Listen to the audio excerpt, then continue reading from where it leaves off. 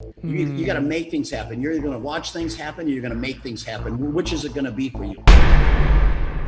But when you go and apply for the job, never once are you holding up your diploma, right? When you never get asked for it.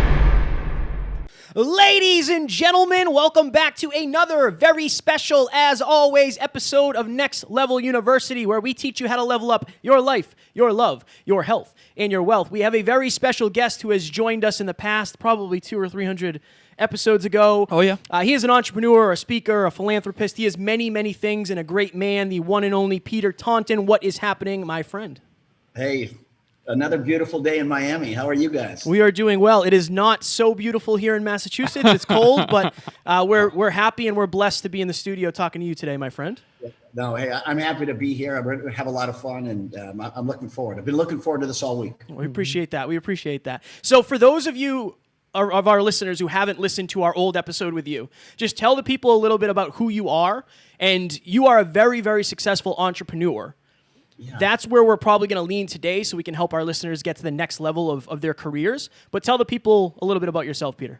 Sure. And what I love to do is give context, because it's easy to talk about all the things that you've done. To me, the beginning of the narrative needs to start with where and how.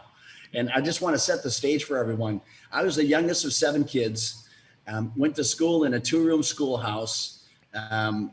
Just lived in a very small rural community in the Midwest, quit college my junior year, had crazy ADD. So you think about that, a guy coming up in kind of a sheltered environment, growing up as a kid and having the ADD and then quitting college, you're thinking, what are the chances of this guy to ever make anything of his life? So that was me. I share that with you because it's relatable for so many people. That is most people that they say, man, success, they don't visualize themselves having that successful financial freedom lifestyle. So I'm living proof that the American dream is alive and well. So I had an opportunity when I was 22 years old to turn around a failing health club. Now, I didn't know at the time that failing business was going to be my springboard to success, but it was a learning ground for me. I was successful in turning around a failing health club. Eventually was able to buy out all of the partners from the profits that it generated.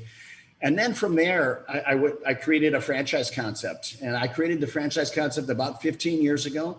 I stayed within my space. I stayed in the health and wellness space because that's where I'd been most of my life. And it was a space that I felt comfortable in.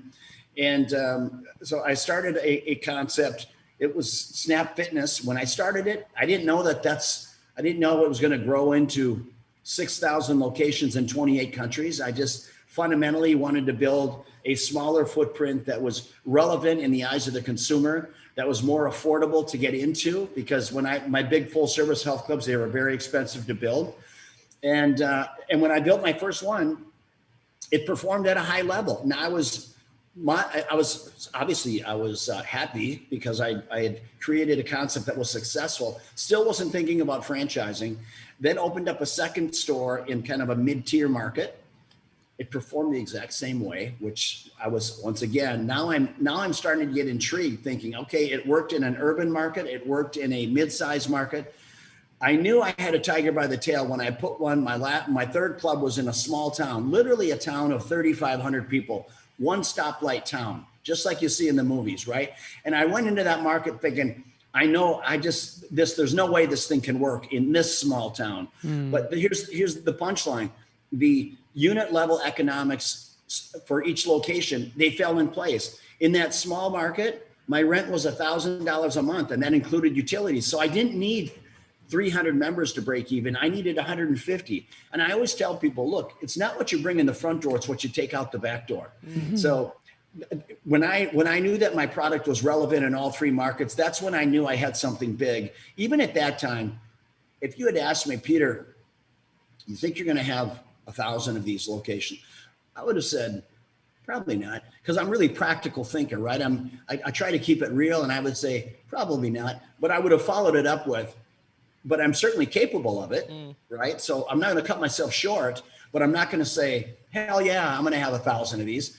And well, subsequently, as I expanded my brands, some 15 years later, I've got 6,000 locations in 28 countries. So we talked this morning about being blessed. I've been blessed. I've had a front row seat to the American dream. I've had the privilege of working with some amazing people along the way.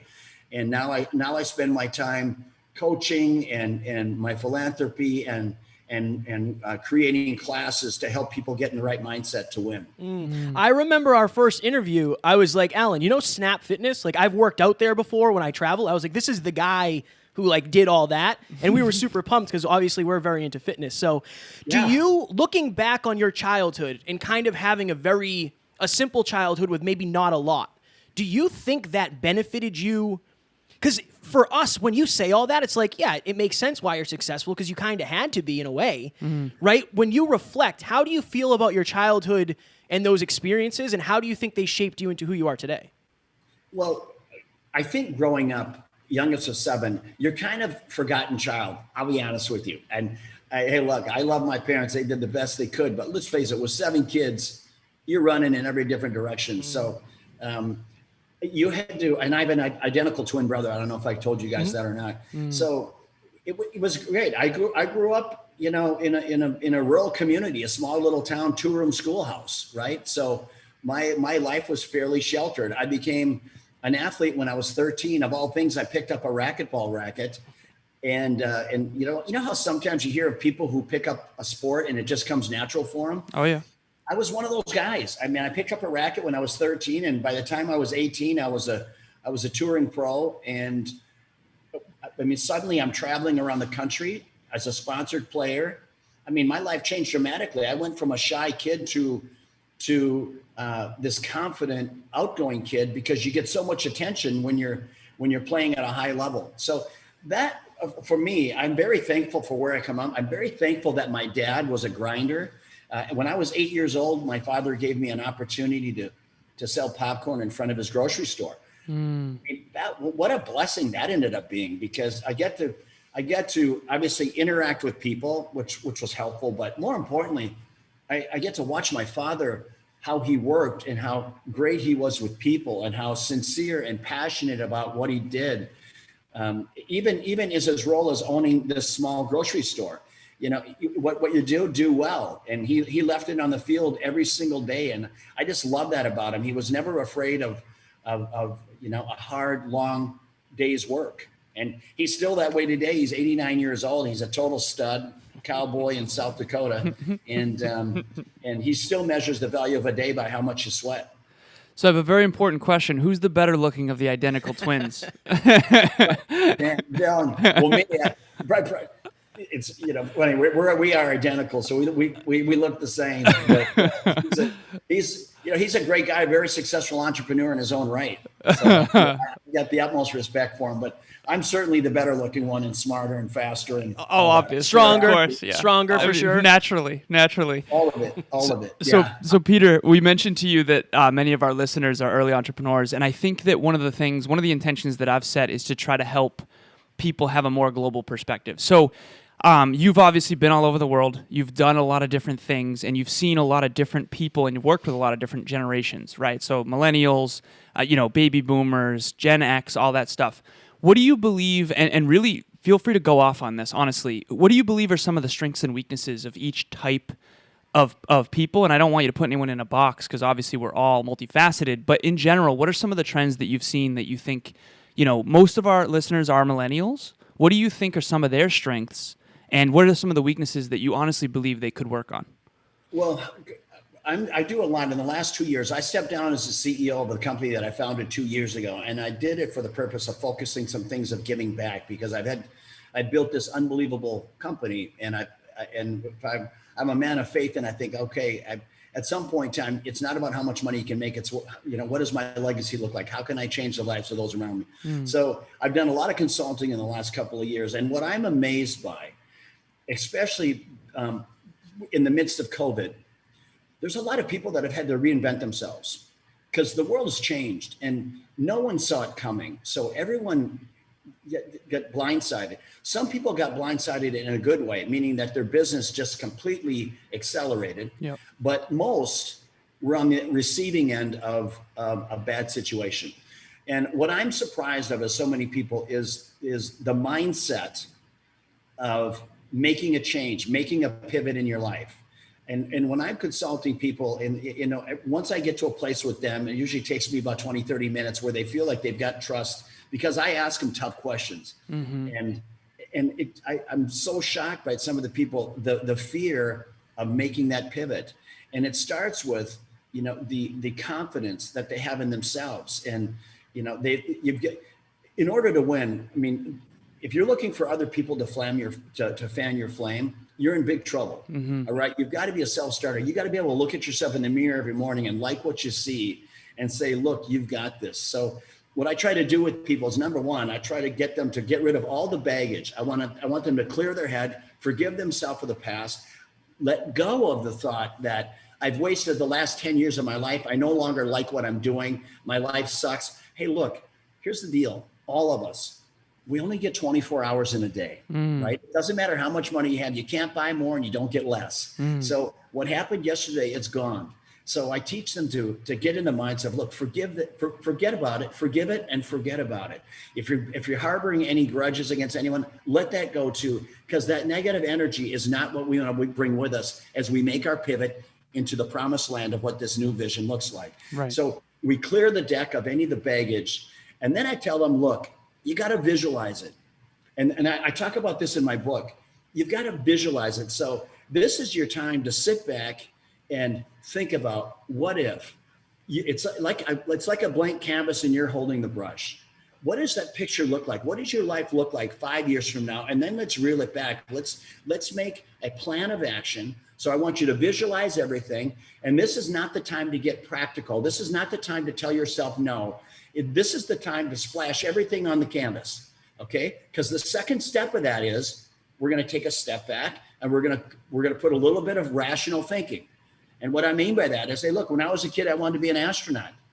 It's probably good. At some point in time in your life, you got to let that go, right? So if you've got some harebrained ideas, we carve those away and we focus on things that have got potential and can happen. And it's not that, and you're definitely making a stretch, because I think when you stretch yourself, that's when you know that you can go beyond the limits that you've set for yourself. And I always say, anyone can be an all-star if you set the bar at your ankles, right? So let's raise that bar a little bit for ourselves, right? Raise that bar and press forward. So we visualize it, we create a plan of action, and the third part is execution. That's a big part. There's a lot of people, they go through steps 1 and 2, and when it comes to 3, that's when you have to make the jump, okay? That's when you have to make the jump. And people, and many of them don't. And why? Because they're fear. What are they afraid of? They're afraid of failure. And I tell them, look, if you're not failing, you're not trying hard enough. So I get them to change their mindset about failure, right? So here, look, every one of us fail, and every successful person you'll ever meet will talk about failures if they're being honest with you. Who wants to hear about the wins? To me, when I'm talking to my peers that have made, serious 9-figure income, I tell them, tell me the road rash. Right. Tell me the places where you got stung, because those are the nuggets of gold, right? It's anyone can run a company with the wind at your back. How do you handle yourself in times of strife, in times of unpredictability and chaos? Can you maintain your sanity? Are you poised?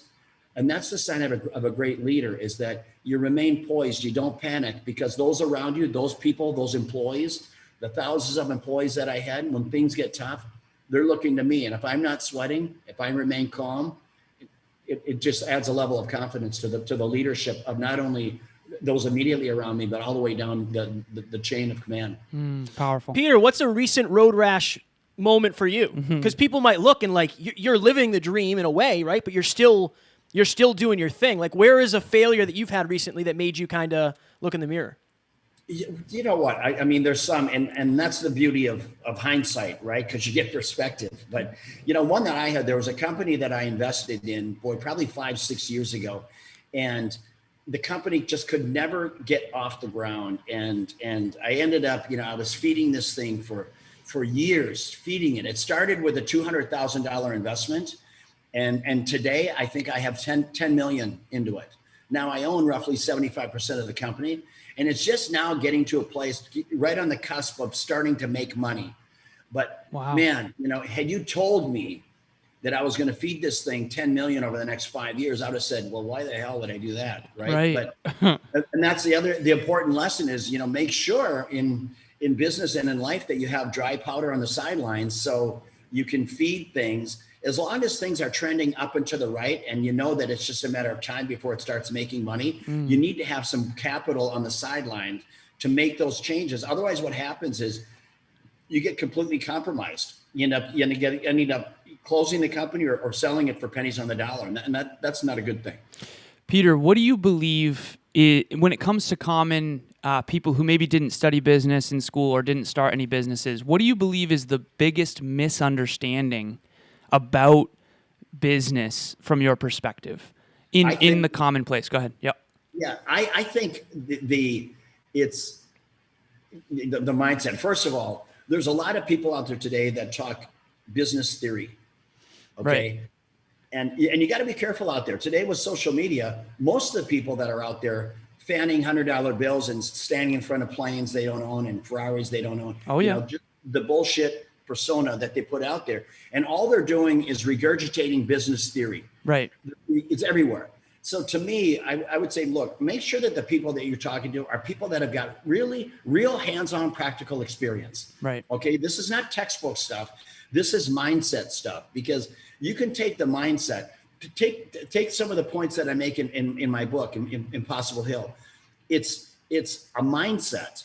It's a mindset. I could take those components, the discipline, being able to have the discipline, accountability, perspective, right? All of those things that are essential in order for me to win in whatever business I'm doing. And it's not just business, it's life in general. So I would let people know, look, I don't, as much as I respect your college degree, and I'm not saying it because I quit college, as much as I respect your degree, that's not a golden ticket to the promised land of financial freedom and wealth, right? That's not going to get you there. In fact, I just did a podcast on this a couple of weeks ago, that statistically, when you go in, no, I'm not talking about doctors, attorneys, specialized fields, but in the job description, they may say, must have a college degree. But when you go and apply for the job, never once are you holding up your diploma, right? When you never get asked for it unless you're going to med school or whatnot, and you've got a certificate that you put on the wall, right? But right. It's like being an attorney, you pass the bar exam. But in most jobs, they're not asking you to show your diploma. So I'm telling people, look, don't short yourself because you don't have a college degree. And I'm not encouraging people to lie. But look, go in and apply for jobs, even if they say, do you have a degree? Because in 90% of them, they're never going to ask you to show your diploma. Never going to happen. Right. And I've got some friends that have landed some absolutely great jobs with no college degree, and they absolutely kill it. And why? Because they have the work ethic and the grit, which is a great word, right? They have the grit and determination to hang in there and keep fighting through the tough times. That's the key. Peter, something that Alan and I have found is emotionally driven people operate business a lot different. So Alan is very strategic, long-term vision, 20, 30 years, like right now doesn't really matter. I was very emotional of like, I need a paycheck now. Like, I know this is going to be something eventually. I need to get paid now. I've transferred that a lot, and now we're all in on this for sure. And we need both for sure. We definitely need both. But I'll get on the phone with an early entrepreneur, usually the feminine energy, who is very heart-driven. And one of the questions that always comes up is, when's the last time you checked your bank business account? And they almost always say no. How can they? They say never. Yeah. They say like, I haven't checked it in months, or I've never checked it. How can they change their association with money and their finances and understand that numbers are actually a good thing, a necessary thing when it comes to actually growing their business? Yeah, I think when I'm talking to business people, I would ask them what's driving your revenue, and understanding the full picture. I just had it with on a discussion this morning with an individual about his company, and we were looking at all the different ways that he makes money, and we're looking at how much time and effort he spends on the areas, because his whole question was about expansion. Okay, I want to expand my business. So look, in order to expand your business, I'm going to help you do that, but I'm going to get rid of all the bad habits that you formed, all the different Because some people think they need to be this diversified amenities of things that they offer.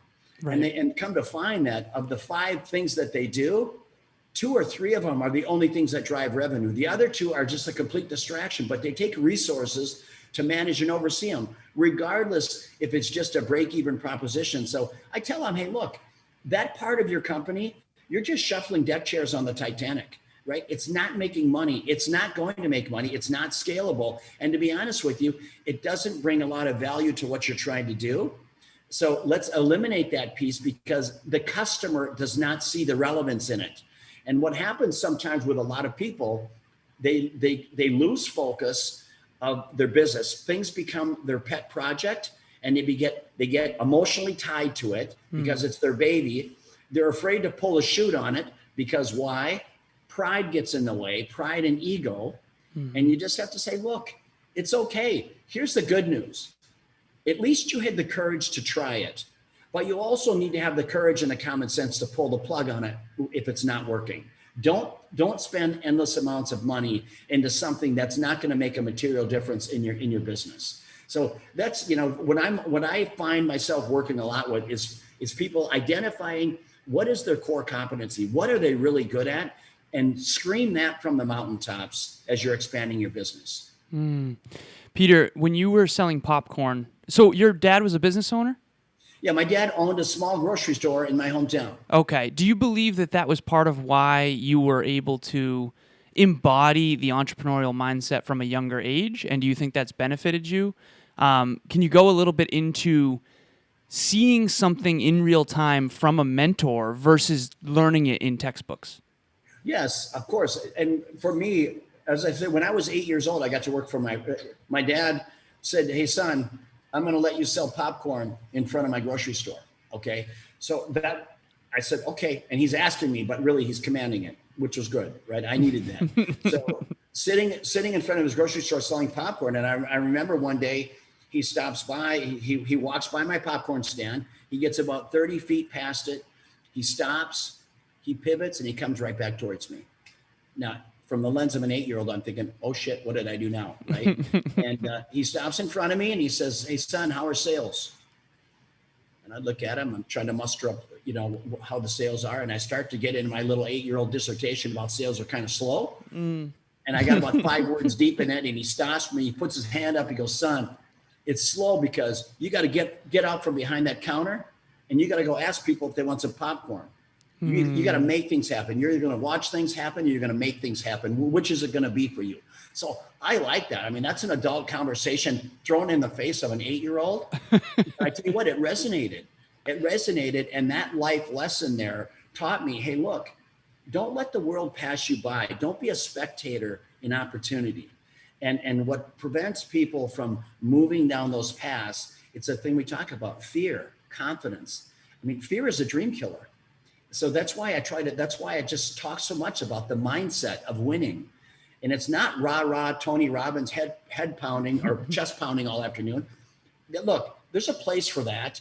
But at some point in time, you got to pull back and say, look, I got to give you the basic fundamentals that when adversity comes your way, you don't panic. You're always prepared. Okay. And I always compare it to a great analogy, like being a Spartan warrior.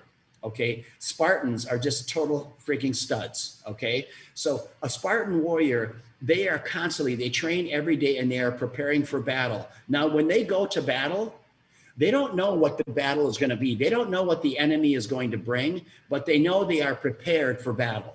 Okay. Right. So that is how you need to be in business. I need to get you mentally and emotionally prepared for what you're about to endure, because as everyone else is out there fanning the flame about getting rich is easy, just give me $19.95 a month and I'll get you rich. People like that, I want to throat punch them. Yeah, they're so completely full of shit. That's right? Why we have you on the show. Yeah. Can you talk more about that, Peter? We were following somebody and she said, and I'm not going to name any names, I don't remember her name, but she basically said, like, a lot of people are going to try to convince you that being an entrepreneur is hard.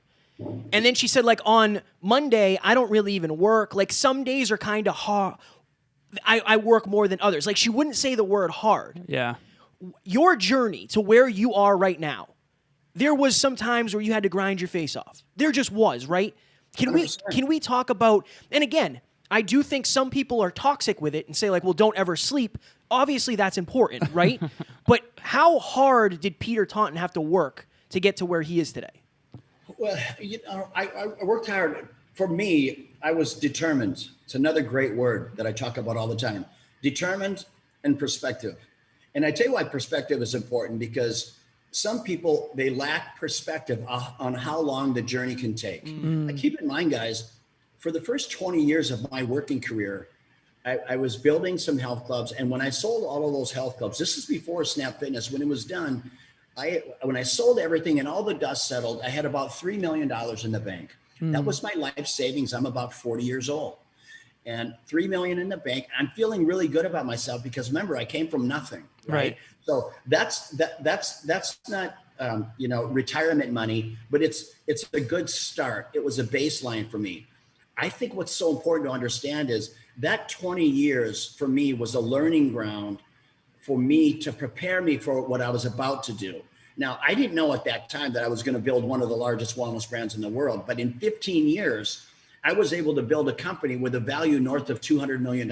So it can happen just that fast. Okay. Just that fast. So so I like to give people perspective that, look, this journey, it's a long journey. It can be long. There's no quick money out there. And that's hard for people to grasp, because why? Every time they pick up their phone and load up their Instagram, they see people sharing this narrative on how there's easy money out there. Oh yeah. And it's not. And it's just a side hustle of theirs to get you to subscribe. And they've got this revolving door that they pay them their $19.95 a month. They might do it for 3-4 months and then they cancel. So they got to keep filling that funnel, knowing that the attrition out the back end is, 80-90%. Ooh, interesting. So I just want to paint a quick picture for our listeners based on something you said. So you mentioned Spartans and how they prepare every single day, even though they don't know when the war is coming. Right. If you've seen the movie 300, there's one scene that resonates so deeply with me, and I want our listeners to really understand this because it's a good analogy for entrepreneurship and for anything achieving your dreams, okay? There's one scene where basically Leonidas, the king of Sparta, gets questioned. You only brought 300 men? And he said, how many did you bring? He's like, we brought thousands. And they were supposed to team up. And he said, okay, what do you do? And he asked him, and it was like, I'm a potter. He's like, what do you do? He's like, I'm a blacksmith. He's like, what do you do? And he's like, Spartans, what do you do? And they all just yell, huh, huh, huh. See, I brought more warriors than you did. And that scene, the 20 years of prep work before Snap Fitness, I am sincerely more interested in that than what you did at Snap. Genuinely, because that is the accumulation that made Snap possible. What can we tell our listeners about changing that narrative of like, let's study Kobe Bryant before he was Kobe Bryant? Yeah. And how he didn't make a single basket at age 10 and that kind of thing. Go ahead. Go off that. So your Kobe example is a great example. And you're talking about a guy that talking about preparation for the big day. When he was a boy, I promise you, he dreamed of being an NBA player. I promise you, right? So all of that work up to that point was looking at that dream. And that's what I talk about all the time is putting that stake in the sand, visualize what is it they would. What does that end goal look like for you? So you need to visualize it, and then you need to create your plan of action. So for him, and this is where a lot of people fall short, discipline and accountability, two great words, okay? Because you can't hold yourself accountable, okay, if you don't have discipline, okay? They work hand in hand because there's no consequence when you don't deliver on your own promise. There's no consequence. So you got to hold yourself accountable. And in order to do that, it takes discipline and commitment, which is why I always talk about sacrifice. How much sacrifice are you willing to take? And I talk about this all the time, the burn, okay? Some people can't withstand the burn of it's like holding your hand over a candle, right? How much pain can you take? And why? Now you're going to get some people say, Peter, business, it's not painful. Hey, you know what? I hope that you're fortunate enough not to have to feel the uncomfortableness of trying to do payroll checks with no money in the checkbook. I hope that that's what you get. But I tell you what, I don't want to find you under your desk in the fetal position when things get tough because you're not prepared. You're not prepared. So I'm going to prepare you for the worst and I'm going to hope for the best. But believe me, when things come, when unpredictability, when COVID blindsides you and you have to pivot on your business, I want to make sure that you're mentally prepared to have your chin up, your shoulders back, and lead with confidence, because that's what you've been trained to do. I love that you tell it that way. Genuinely, that's one of my favorite things about you is you don't sugarcoat it. And I think a lot of people do, but I think it's because you want to see other people win regardless of you. Right. And you can't win. Like I said, winning is not textbook. Winning is a fucking mindset. In reality, it's a mindset. So, you got to love yourself. You got to say, look, when you look at yourself in the mirror, you have got to love what you see. And if there's parts of you that you don't like, then make the change. It's okay, right? Hey, I'm going to try not to do that anymore. So, because I talk about people all the time that have failed.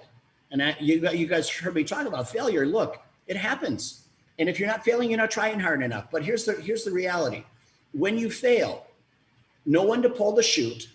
And look at yourself within. Be real with yourself and say, what are the things? Are there some characteristics? Are there some character flaws of mine that inherently keep drawing me down the same rabbit hole and ultimately ends in frustration and troubled times? So if there's some behavior issues there, let's address those. So let's identify the elephant in the room, and then let's try to put things in place to make sure that I don't do that again. And have little triggers along the way so you know that when you're slipping back into bad habits, and believe me, people, they want to make a change, but very quickly, what do? They revert back to bad habits. Oh, yeah. Because that's their place of comfort. And a lot of times those places of comfort, what do they lack? Accountability. Because they don't want to hold themselves accountable, right? There's no consequences for bad behavior. There's no consequences for not showing up every day. And that's how I roll. I always tell people, look, how do you want to show up? How do you want to roll? Because it's your choice, right? How you roll out of bed in the morning. How do you want to lead? And some people, they talk a great game, but they're pussies. They don't have the fight. They don't have the grit. They talk the talk, but they don't walk the walk. As soon as things get tough, they turn and run. So that's what I want to instill in people. Hey, look, be prepared. It's like Boy Scouts honor, right? Always be prepared. Isn't that the Boy Scout honor? I think it was, even though I wasn't a Boy Scout, but I think that's what it was though. Always be prepared. Can I just hammer one quick? Please. I know you're fired up. Yeah, I'm ready. I asked you this last time, but now we have a deeper level of understanding and awareness, so I want to revisit it. Alan, myself, and Mark Metry, I think you might know Mark, but we were talking yesterday. He's a buddy of ours. And I think that you have to get to a certain thing that you think you want to realize that it doesn't fill the void that you think it's going to fill. Okay? Yeah. You were on the golf course and you checked your bank account. You had $47 million, I think it was. Yeah. What changed in that moment? And what did you think it would be like versus what it was actually like? Because if somebody's listening, they're imagining $47 million, like that would change my life. What actually happened? Well, I think it's a great question. And I think first and foremost that, and once again, I talk about this in the book about setting that goal, right? Setting that goal and then setting milestones along the way, because it's a long journey. And when you hit these milestones, sometimes as long as it can take, you have to see these little milestone wins, because you can lose focus of the big picture.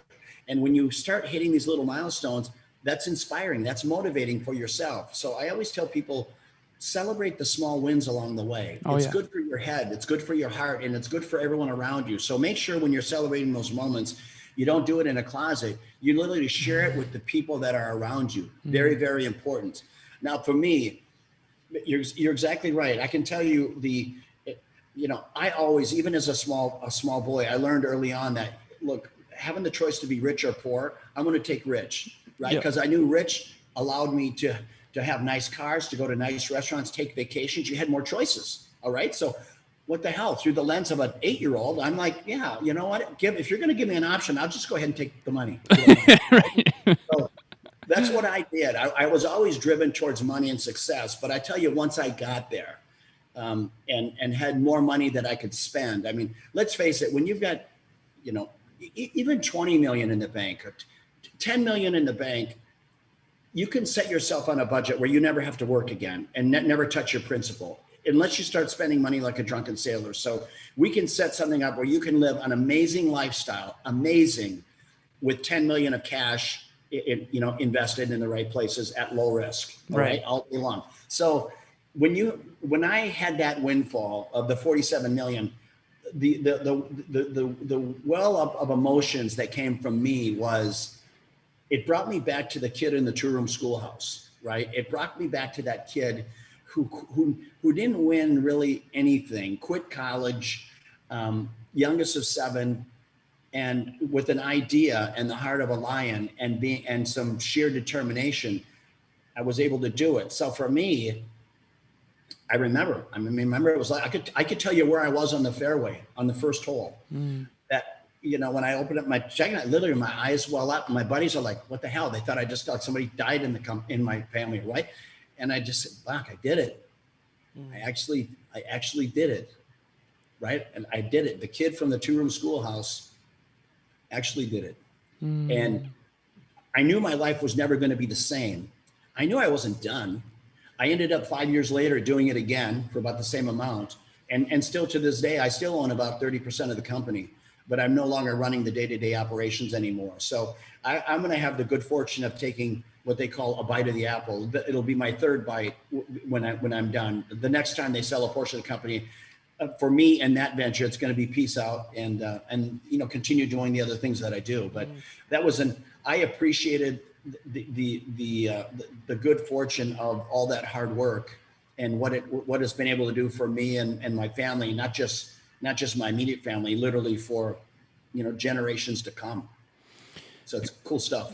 Peter, you've mentored many people. One of the things I noticed in the first interview was that you, with your employees, were always, you always encouraged them to come to you with questions.